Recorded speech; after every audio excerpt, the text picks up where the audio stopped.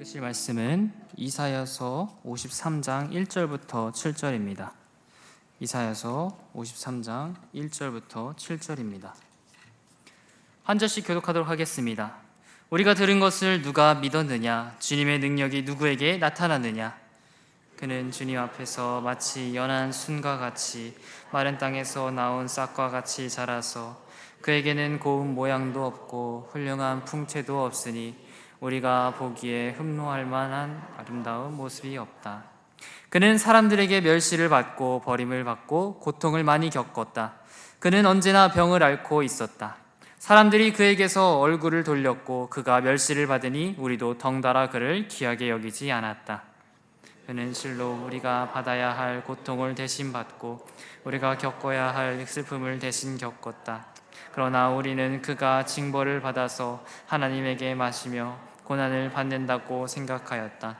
그러나 그가 찔린 것은 우리의 허물 때문이고 그가 상처를 받은 것은 우리의 악함 때문이다. 그가 징계를 받음으로써 우리가 평화를 누리고 그가 매를 맞음으로써 우리의 병이 나았다. 우리는 모두 양처럼 길을 잃고 각기 제 갈 길로 흩어졌으나 주님께서 우리 모두의 죄악을 그에게 지우셨다. 함께 읽겠습니다. 그는 굴욕을 당하고 고문을 당하였으나 아무 말도 하지 않았다. 마치 도살장으로 끌려가는 어린 양처럼, 마치 떨깎는 사람 앞에서 잠잠한 암양처럼 끌려가기만 할 뿐 아무 말도 하지 않았다. 아멘.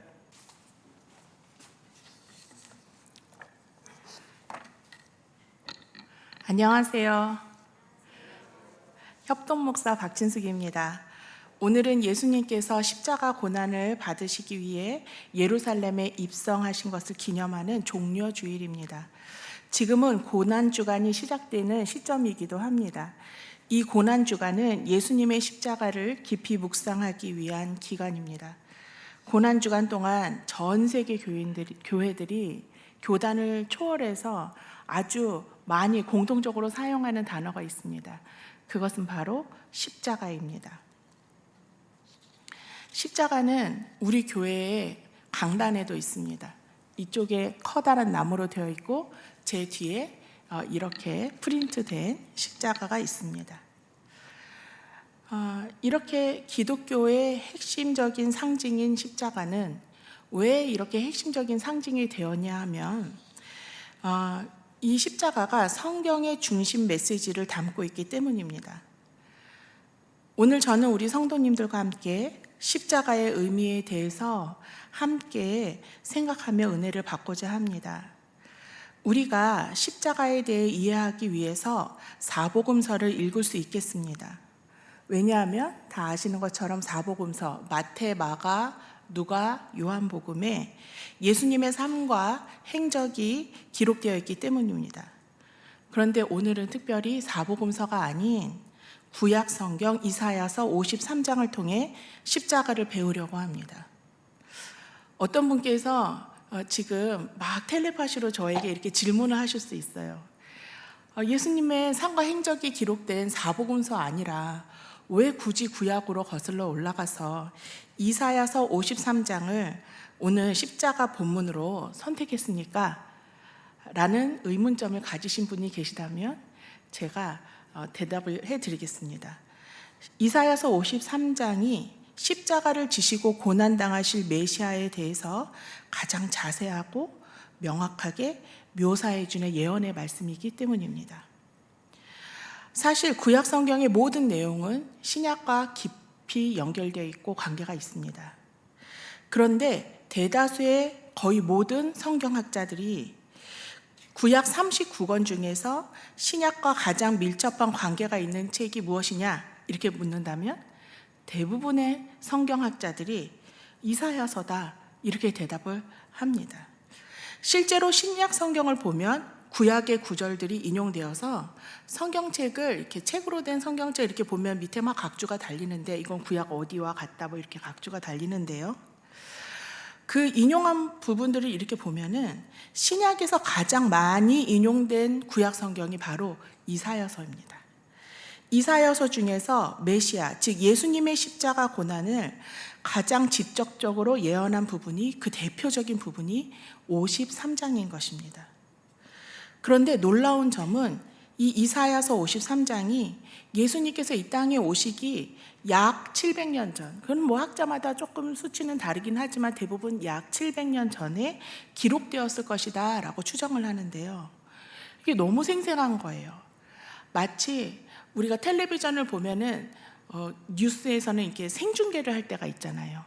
그러면은 이 이사야서 53장이 어느 정도냐면 여기에서 이제 예수님인 십자가 사건이 막 진행되고 있는데 마치 어느 기자가, 방송국 기자가 마이크를 잡고 네, 지금 현장에서 이런 일이 진행되고 있습니다 하고 리포트를 하는 것처럼 그렇게 매우 선명하게 묘사를 했다는 겁니다.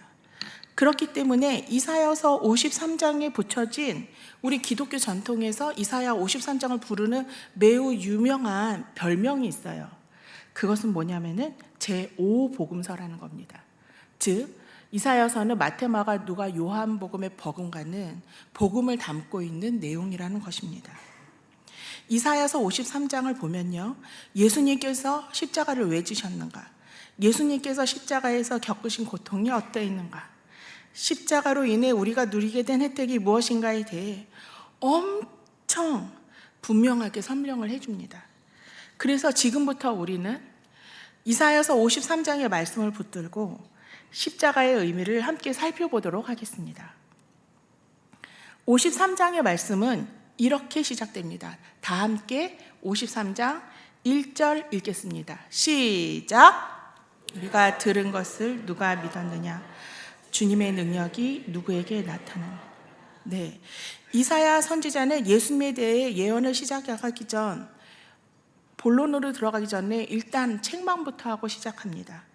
여기에서의 우리는 이제 두 가지 의미로 해석될 수 있습니다. 하나는 그때까지 이사야에 이르기까지 메시아에 대해서 예언했던 수많은 선지자들이 우리일 수 있습니다. 그러니까 우리 선지자 그룹이 메시아에 대해서 도대체 몇 번을 얘기했어, 이제 이런 뜻입니다. 또 다른 측면에서의 우리는 그 메시아 예언을 받은 이스라엘 백성들, 그들의 조상과 그들 자신으로 이해가 될 수 있겠습니다. 즉 이사야 선지자는 지금까지 하나님께서 많은 선지자를 통해 메시아 보내실 것에 대해서 말씀해 오셨지만 그거 누가 믿었느냐 하고 질문을 한 것입니다. 이 말뜻은 아무도 믿은 사람이 없다. 하나님께서 이사야나 한탄을 하면서 책망을 이어갑니다. 주님의 능력이 누구에게 나타났느냐? 즉 하나님께서 그분의 엄청난 능력을 이스라엘의 그 장구한 역사 속에서 수도 없이 보여주었지만 이스라엘 민족들 누굽니까? 출애굽의 역사를 그들은 경험하고요, 눈앞에서 엄청난 바다가 갈라지는 것도 경험한 사람들이잖아요. 그러니까 그 사람들이 우리 하나님 몰라요? 우리는 하나님 경험해 본 적이 없어요? 그렇게 말할 수 없다는 겁니다. 그런데 그렇게 수도 없이 보여주셨건만 너희 가운데서 그 위대하신 하나님의 메시아 약속을 그대로 고지 그대로 순수하게 받아들이는 자가 누가 있느냐라고 묻는 겁니다. 심지어 유대인들은 메시아 때뿐만 아니라 그 메시아이신 예수님께서 이 땅에 오셨을 때도, 예수님께서 그들과 함께 같은 땅덩어리에서 같은 공간에서 숨쉬고 계셨을 때도 그들은 예수님을 믿지 않았습니다. 심지어 2024년인 지금까지도 유대인들은 예수님 믿지 않습니다. 그들은 아직 메시아가 오지 않았다고 확신하고 있고, 그래서 지금도 기도하고 있습니다. 하나님 속히 우리에게 메시아를 보내주세요. 그들은 여전히 메시아를 기다리고 있습니다.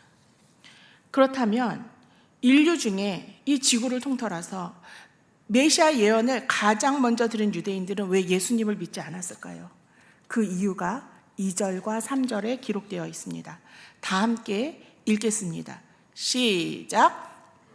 주님 앞에서 마치 연한 순과 같이 마른 땅에서 나온 싹과 같이 그에게는 고운 모양도 없고 훌륭한 풍채도 없으니 우리가 보기에 흠모할 만한 아름다운 모습이 없다. 그는 사람에게 벌시를 받고 버림을 받고 고통을 많이 겪었다. 그는 언제나 병을 앓고 있었다. 사람들이 그에게서 얼굴을 돌렸고 그가 멸시를 받으니 우리도 덩달아 그를 귀하게 여기지 않았다. 이처럼 이사야는 사람들이 예수님을 귀하게 여기지 않고 멸시하고 버릴 것이라고 예언했습니다. 그러면서 그 이유를 나열했는데 뭐뭐 했고 어떻게 될 거고 뭐 이것을 나열했는데 이것을 종합해서 한마디로 표현하면 요즘 말로 하면 별 볼 일 없어 보여서입니다. 유대인들은 오랜 세월 동안 외세의 지배를 받았습니다. 그러면서 극심한 고통을 오랫동안 겪어왔습니다. 많이 죽기도 하고 많이 뺏기기도 하고 많이 끌려가기도 했습니다. 그들은 다윗의 후손 중에서 다윗과 같은 왕이 나타나서 다시 일어나서 다윗 왕 때 누렸던 그 전국을 통일하는 그러한 융성한 때에 그러한 영광을 찾기를 고대하고 있었습니다. 그러니까 그들이 늘 생각하고 그들이 늘 기대하고 기도해왔던 예상했던 메시아의 모습은 아우라짱, 카리스마짱, 권력짱, 군사력짱, 정치력 짱짱이신 분입니다. 그러나 이 땅에 오신 예수님의 모습은 여리여리한 순과 같고 마른 땅에서 척박한 땅에서 겨우 뿌리가 삐져나왔는데 거기에서 이제 언제 죽을지 모르는 보잘것없는 싹과 같이 딱 보니까 딱 죽게 생긴 그런 싹과 같은 모습이었다는 겁니다. 한마디로 그들이 기대한 바에 훨씬 못 미치는 기가 찬 모습의 메시아고 보신 것입니다. 아마 예수님 당시 유대인들은 예수님을 이렇게 보면서 성경 잘 아는 유대인들은 진짜 메시아를 간절하게 기다렸던 유대인일수록 헛웃음을 쳤을지도 모릅니다. 뭐야, 자기가 무슨 하나님 아들이래. 딱 보니까 견적이 뻔하게 나오는구만. 누가 봐도 메시아감 아니구만 하고 생각했을 것입니다.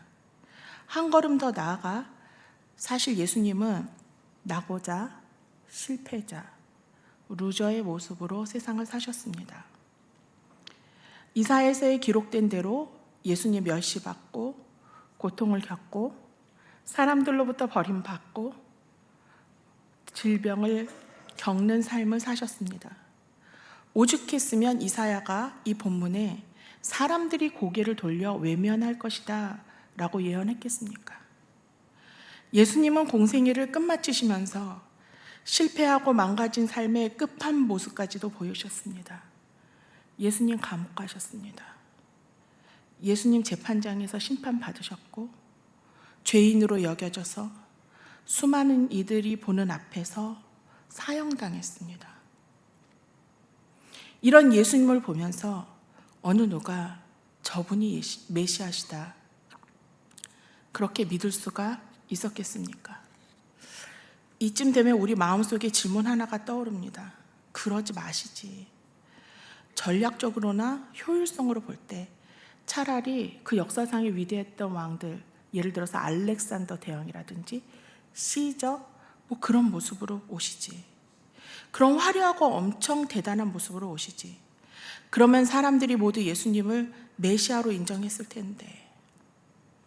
하지만 예수님께서 인생의 끝장 바닥까지 내려오신 것은 분명한 이유가 있어서입니다. 그 바닥까지 내려가서 바닥의 인생을 사신 것은 다 이유가 있습니다. 그 이유가 뭔지 아세요? 바로 그 바닥에 우리가 있기 때문입니다. 여러분과 제가 그 바닥에 있기 때문입니다. 하나님은 우리가 어떤 상태인지를 잘 아십니다. 여러분, 우리 어떤 존재인가요? 우리 죄인입니다. 성경에 모든 사람이 죄를 범했다고 했으니 우리 가운데서 한 사람도 죄인 아닌 사람은 없습니다. 그런데 우리는 어떤 죄인인가요? 성경에 죄의 삭은 사망이라고 했으니 다 죽을 죄인입니다. 저와 여러분, 우리 모두 좀 정직해지고 이 시간 솔직해집시다. 하나님 보실 때 우리 그렇게 꽤 고상하고 괜찮은 존재 아닙니다. 우리 각자는 어떤 면에서 인생의 실패자입니다. 박진수 목사님 저 잘 알아요? 저는 모릅니다. 그러나 성경이 분명히 말합니다. 인생의 실패자다. 우리 삶은 어떤 면에서 고장이 나 있습니다. 저 역시 그렇습니다. 제 안에 악함이 있습니다. 제 안에 약함이 있고 제 인생에도 탁 치면 번번이 툭 하고 쓰러지는 아킬레스건이 있고 벌벌 떨면서 잠 못 이루는 두려움이 있습니다. 그러나 남들 앞에서는 뭐 굳이 내색 안 하고 안 그런 척 하면서 살아갑니다. 가끔 유튜브라든지 어디 기독교 단체 온라인 사이트에 기도 제목 올리고 또 중보기도 요청하는 그런 것들을 보면 우리 삶 속의 아픔과 절망을 절실하게 느끼게 됩니다. 어떤 분은 아기를 유산했는데 임신 중기까지 꽤 여러 달 아기를 품고 키웠는데 아기가 뱃속에서 죽었습니다. 그래서 유도 분만을 했습니다. 그러자마자 아기를 보냈습니다. 또 어떤 분은 하나님, 저는 선교지에 있습니다. 너무 외롭습니다. 또 어떤 분은 저는 미운 사람이 너무 많아요. 그런 저 자신 자체가 싫습니다. 또 어떤 분은 어지러움 증세와 공황장애로 제가 죽을 것 같이 힘이 듭니다. 그런데 이분들만 그렇습니까? 우리 중에 다 털면 문제 없는 사람이 있습니까? 우리 중에 고통 없는 사람이 있습니까? 우리 중에 질병으로부터 자유로운 분이 계십니까? 우리 중에 장차 죽지 않을 분이 계십니까? 우리 모두 각기 다른 밑바닥 인생을 살고 있는 것입니다. 때로는 그 바닥에서 일어나서 그 바닥에 주저앉아서 너무 기운이 없어서 울 때도 많이 있습니다. 그런데 그 밑바닥이 바로 죄인의 자리고 그 자리에 어둠과 죽음이 있습니다. 우리가 그 밑바닥에 있으니 죄와 흠이 없으신 예수님께서 우리를 위해 그 바닥까지 내려오신 것입니다. 개인마다 상황은 다를 것입니다. 나의 눈물, 나의 아픔, 나의 고통, 나의 질병, 나의 한계 상황에 그 자리에 주님께서 기꺼이 내려오셔서 여러분 각자를 바라보며 말씀하십니다. 사랑하는 내 아들아, 사랑하는 내 딸아, 내가 너를 안다. 내가 너의 아픔을 안다. 내가 교회를 못 다니고 있을 정도로 아픈 너의 질병을 안다. 내가 너의 한계를 안다. 그러나 괜찮다. 내가 너와 함께 있다. 내가 너와 함께 하기 위해 다 버리고 여기까지 왔잖니. 우리는 십자가 앞에서 예수님을 만납니다. 머리에 옆구리에 손과 발에 피를 흘리시면서 나를 바라보시는, 우리 각자를 바라보시는 예수님을 만납니다. 그때 예수님의 세밀한 음성을 듣게 됩니다.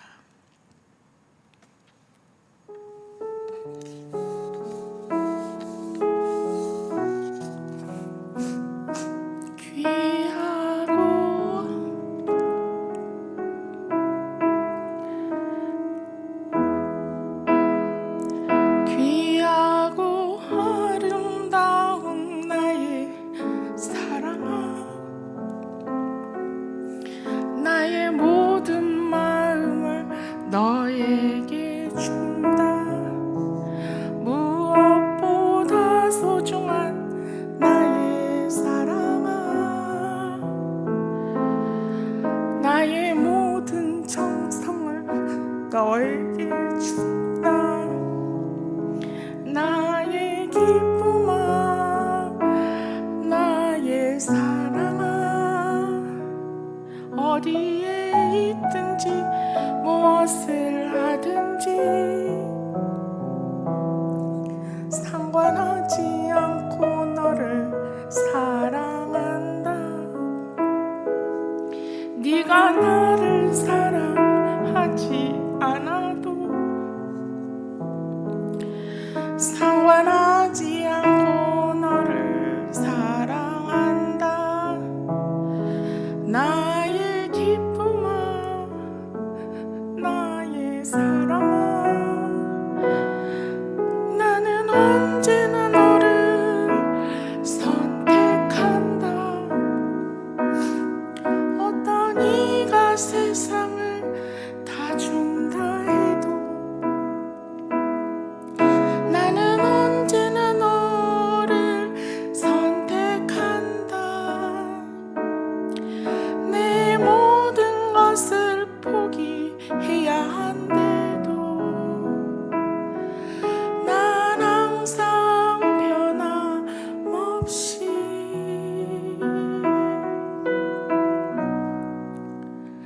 널 사랑한다.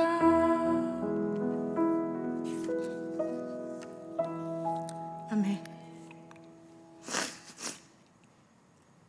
주님 말씀하십니다. 기억하렴.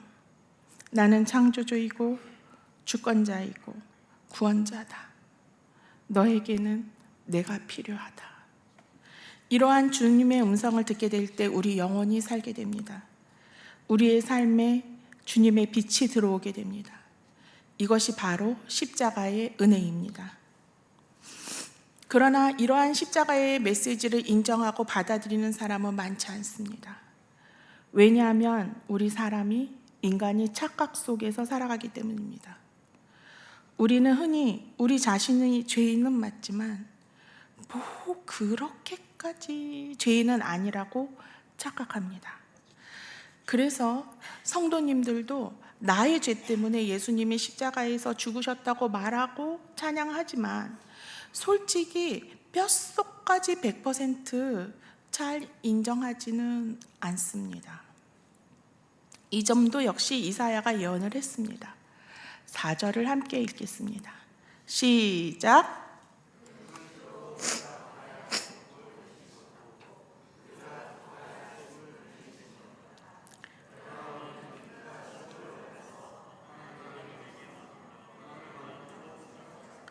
아멘. 우리는 보통 예수님께서 인류의 죄를 위해, 우리 모두의 죄를 위해 죽으셨다고는 생각하지, 내가 예수님을 죽였다고, 나 때문에 예수님이 돌아가셨다고는 생각하지 않습니다. 이렇듯 저와 여러분은 주제 파악도 안 되는 참으로 대책 없는 존재들입니다. 그래서 하나님께서 예수님을 대책으로 삼으셨고 죄 없으신 예수님께서 십자가를 대신 지게 되신 것입니다. 6절을 함께 읽겠습니다. 시작. 처럼 길을 잃고 각기 제 길로 흩어졌으나 주님께서 우리 무리의 죄악을 그에게 주셨다. 아멘. 6절에서 우리가 양에 비유되는데요, 우리나라 문화에서는 양에 대해서 좀 긍정적인 이미지를 가지고 있습니다. 그래서 대관령에 있는 그 양떼 목장 뭐 그런 데 아이들하고 막 가서 어머 귀여워 막 이렇게 양을 구경하기도 하고요, 양 인형을 사주기도 하고요, 또 어떤 분은 찜질방에서 수건 돌돌돌 이렇게 말아가지고 양 모양, 나는 양일세 뭐 이렇게 양머리를 하기도 합니다. 그러나 중동 지역 그 문화에서 그 지역 사람들은 그 양을 그렇게 좋은 이미지로 생각하지 않습니다. 양은 지독한 근시여서 멀리 봐야 2, 3m 봅니다. 양은 스스로 길을 찾을 능력이 없고요, 양은 자신을 보호할 능력도 없습니다. 그런데 고집은 아주 셉니다. 그래서 중동 지역에서 아주 센 욕 중에서 이런 욕이 있습니다. 중동 지역 가서 이런 욕하시면 큰일 납니다. 이런 양 같은 놈입니다. 우리나라 식으로 하면 양에서 개자로 하면 됩니다. 같은 의미입니다.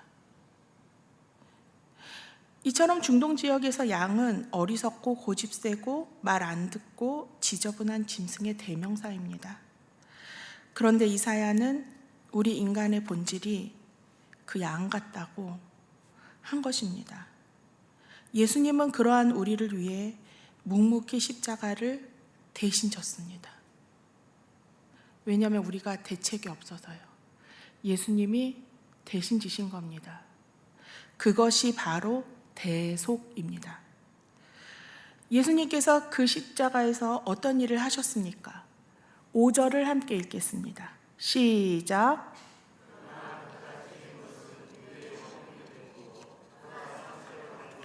우리의 악함 때문이다.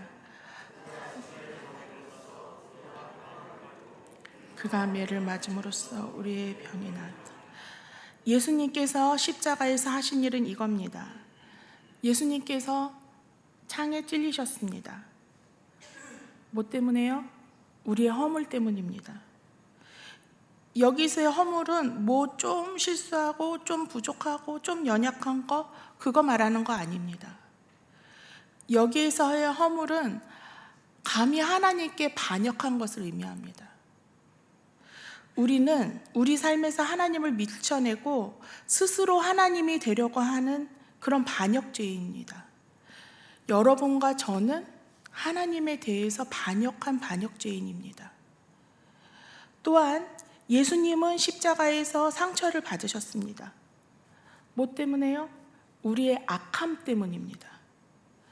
여기에서의 상처는 피부가 상처 입었어 뭐 그 정도, 연고 바르면 되는 정도, 뭐 그렇게 되는 정도를 말하는 것이 아니라 뭔가가 눌러서 어디에 엄청 대단한 기계에 껴서 사람의 몸이 짓이겨져서 그 뼈까지 완전히 장기까지 으스러진 것을 의미합니다. 예수님께서 십자가에 우리 대신에 벌 받으셨습니다. 이렇게 죗값을 치르셨기 때문에 비로소 우리와 하나님과의 관계가 회복되었습니다. 예수님께서 매를 수도 없이 맞으셨습니다. 우리의 몸과 정신과 영혼의 병이 그 덕분에 낫게 되었습니다. 이렇게 해서 예수님께서 우리에게 생명의 길과 살 길을 열어주셨습니다. 예수님만이 길입니다. 성경에 기록된 다른 길은 없습니다. 믿습니까? 귀한 성도 여러분, 지금까지 우리는 이사야서 53장에 기록된 십자가의 의미를 함께 살펴보았습니다.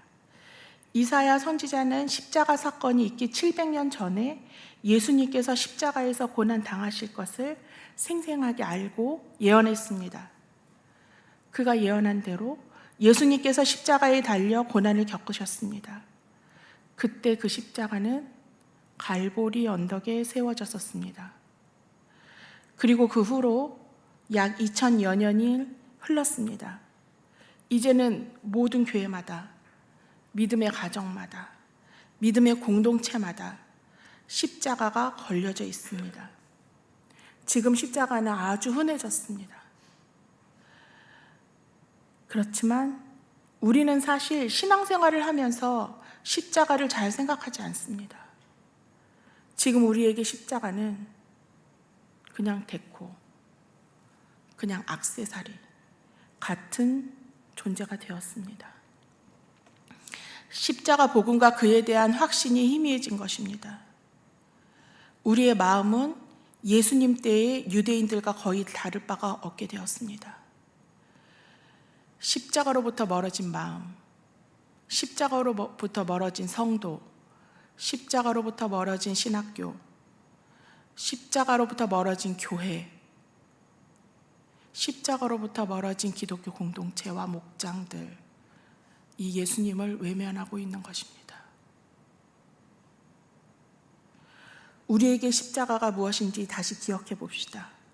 십자가는 나의 인생 밑바닥에 좌절과 실패와 질병과 눈물과 죽음이 있는 그곳에 예수님께서 찾아오신 사건을 의미합니다.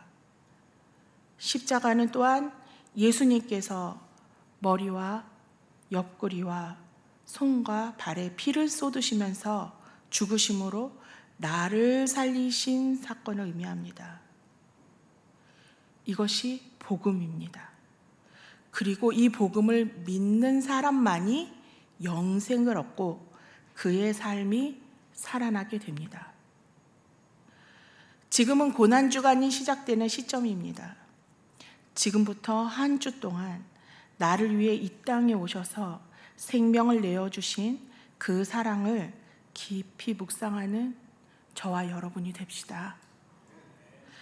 지금부터 한 주 동안 십자가를 더욱 깊이 묵상하시고 그 십자가에 달리신 예수님을 깊이 만날 수 있는 저와 여러분 되시기를 우리 주님의 이름으로 축원합니다.